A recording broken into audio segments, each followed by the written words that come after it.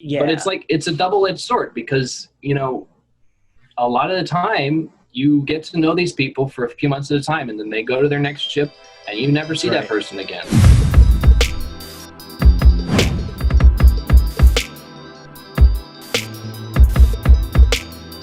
What did you enjoy most about working on, because you're still doing it technically. What Sure. do you enjoy most about working on cruise ships? I think for sure, like, the amount of people from all walks of life that you get to meet and interact with and form relationships with. You know, my friends and coworkers are from literally all corners of the globe, and it's so cool. You know, you've got so many different perspectives and cultures and societies and languages all combining together into this crazy melting pot, and you're all just there in the crew bar getting drunk together, and it's awesome, man. Yeah.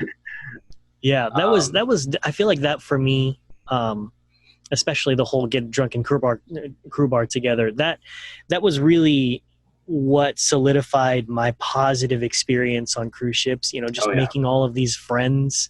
Yes, 100%. Yeah, but it's like, it's a double-edged sword because, you know, a lot of the time you get to know these people for a few months at a time and then they go to their next ship and you never see that person again.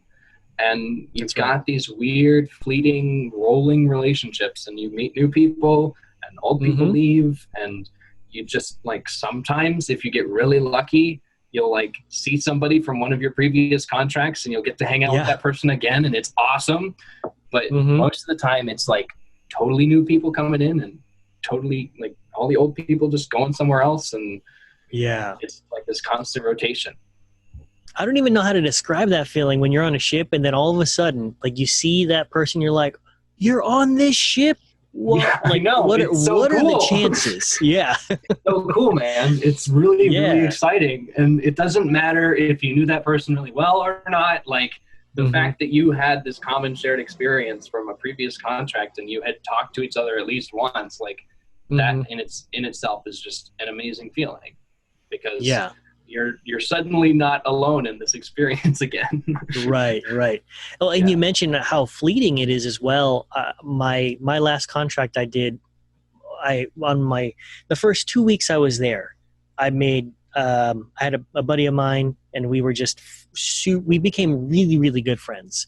And it was 2 weeks, and then he signed off. Yeah. But on the ship, 2 weeks feels like 2 months. It's true, man. I definitely have friends like that, and I still keep in touch with them on Facebook.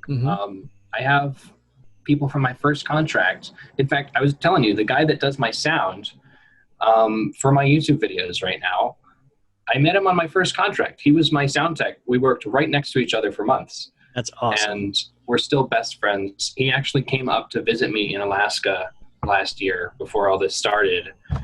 And yeah, we still, like, hang out, play video games together, and it's great. You can form lasting relationships, but it's not common, I'd say.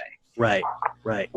No, that's awesome. I I wish that I had the flexibility to travel more, because I would definitely go visit those friends from, like, Ukraine and Romania and Italy, all over. Because I know all I'd have to do is just hit them up on Facebook and say, I'm going to be in town for a couple of days. Can you put me up? And they'd say, absolutely. It's easy. And once you start building that network, you can go anywhere, really. Yeah.